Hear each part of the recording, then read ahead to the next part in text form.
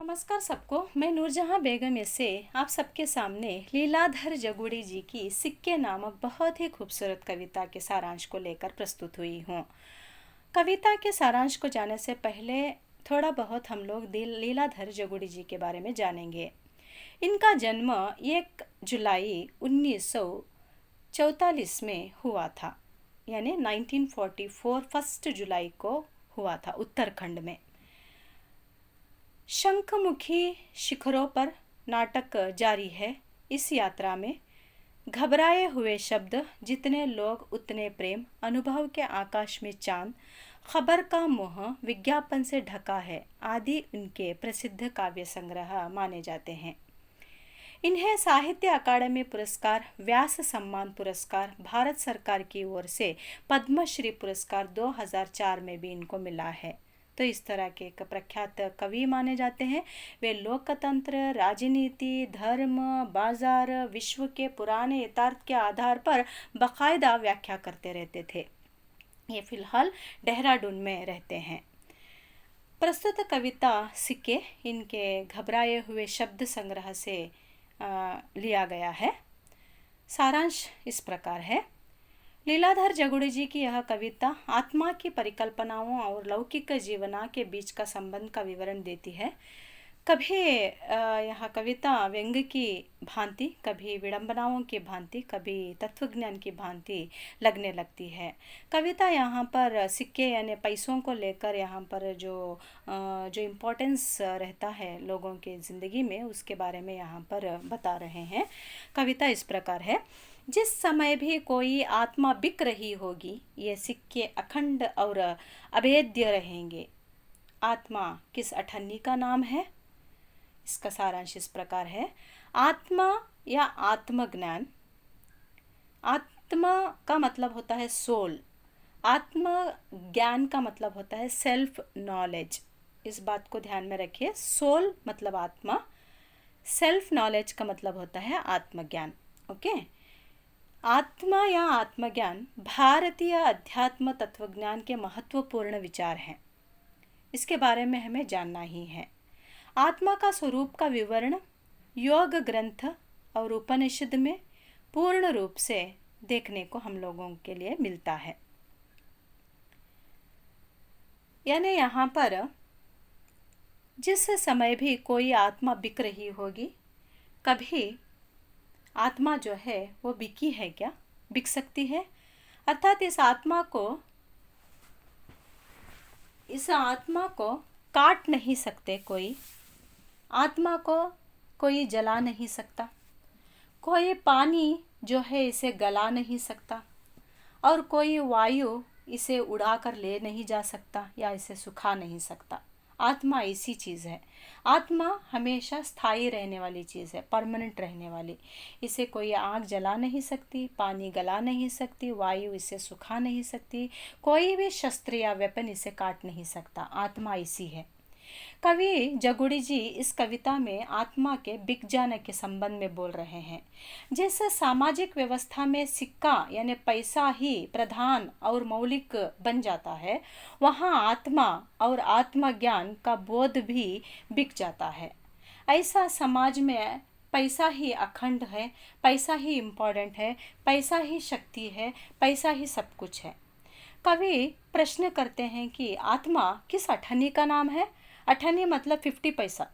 ये कौन सी खेत की मूली है जो पैसा है, जिसके ऊपर आत्मा भी बिक जाती है, जिस पर आत्मा ज्ञान भी बिक जाता है। यहाँ पर कवि कहते हैं जिसका खंड हो जाता है उसका मूल्य भी अवश्य कम हो जाता है। यहाँ आधुनिक भौतिक व्यवस्था में आत्मा या आत्मज्ञान का मूल्य कम हो जाने में काल और परिस्थिति का व्यंग्य और विडंबना दिखाई देती है। यानी कभी आत्मा और आत्मज्ञान बिक नहीं सकता, मगर अभी परिस्थिति ऐसी है, पैसों की प्रामुख्यता, मौल्यता इतनी है कि इसके सामने जो आत्मा को जला नहीं सकते, जो पानी गला नहीं सकता, जो वेपन काट नहीं सकता, जो वायु इसे सुखा नहीं सकता, ऐसी भी आत्मा बिक जाती है। किसके थ्रू? पैसों के थ्रू। पैसों का बल उतना ज़्यादा है। आत्मज्ञान की बिक्री का एक सुलभ अगर उदाहरण हम लोग एग्जाम्पल देंगे तो आजकल स्कूल और कॉलेजों में जो पीडी क्लास बोलते हैं ना आप लोग, वह जो है वो भी बिक रही है, सीखने के लिए मिलती है मगर बिक रही है।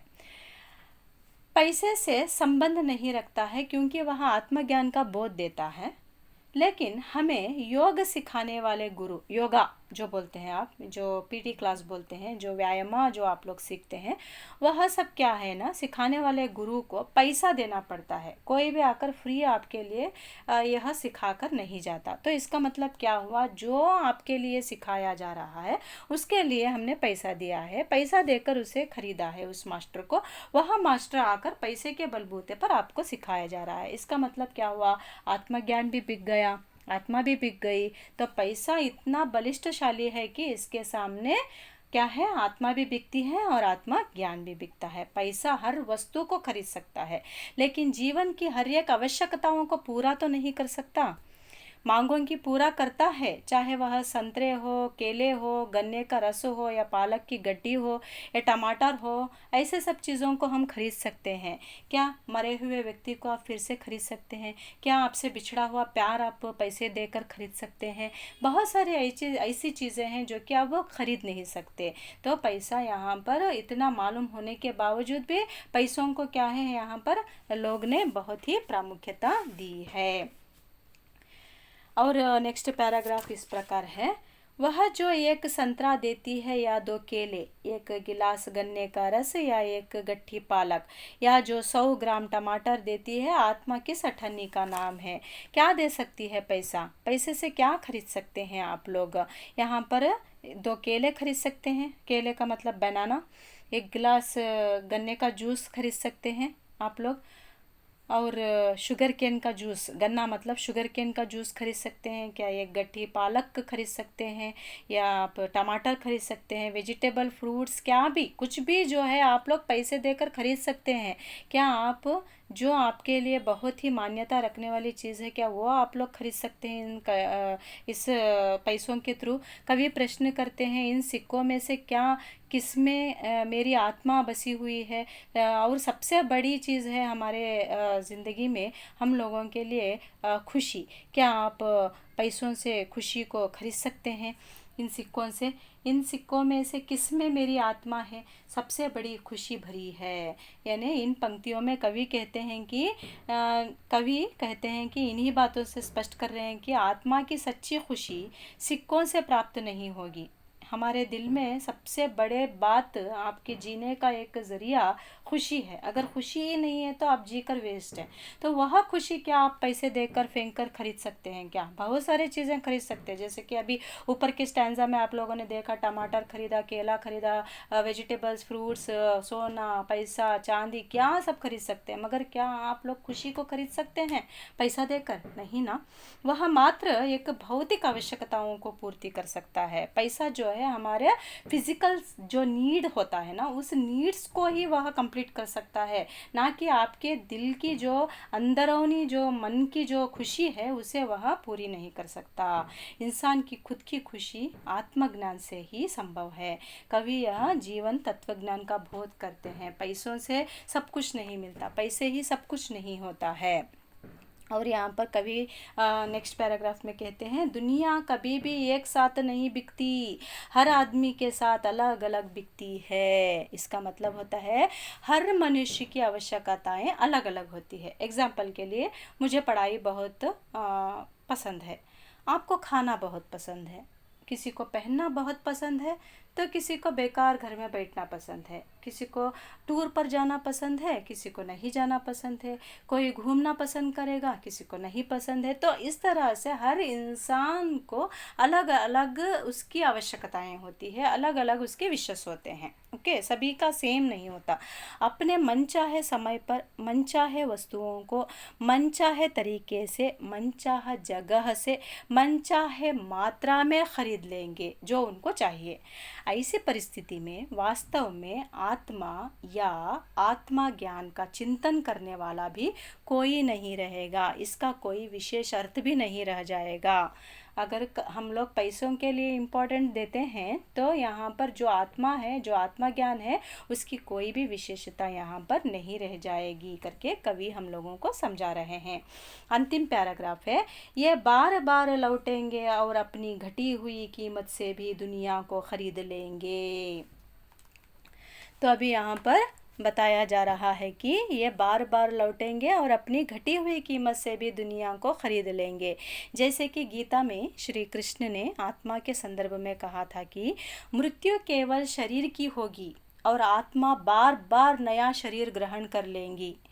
वैसे ही आधुनिक लौकिक दुनिया में अखंड रूपी सिक्के भी बार बार लौटकर इंसान के हाथ जेब लग जाएंगे। तो आप कितना भी उसे दूर क्यों ना करें, फिर भी वह घूम फिर कर आएंगे। हम लोग बोलेंगे कि छी, अब से मैं पैसों की तरफ घूम कर भी नहीं देखूंगा, मुझे नहीं चाहिए पैसे, क्या पैसे ही सब कुछ है क्या, इस तरह से। मगर हर कदम कदम पर, हर जगह पर आपको पैसों की ज़रूरत होती ही है। अपनी घटी हुई कीमत से भी, घटी हुई नैतिकता से भी पूरी दुनिया को खरीद लेंगे, क्योंकि मूल्य विहीन समाज की वही चैतन्य शक्ति है, वो है सिक्का। सिक्के से ही आप यहाँ पर जी सकते हैं, जीना चाहिए। पैसों की बहुत आवश्यकता है, इसका मतलब ये नहीं है कि पैसों को बहुत ही आप उसे अहमियत दें या प्रामुख्यता दें। तो यहाँ पर कवि का कहना यही है कि सिक्के भी हम लोगों को चाहिए और हमारी आत्मा भी और हमारा आत्मा ज्ञान भी। तो जिसे जहाँ पर जो इम्पोर्टेंस देना है उसे हम लोगों को देना है। तो आशा करती हूँ यह कविता आपको समझ में गई होगी। धन्यवाद सबको, नमस्ते।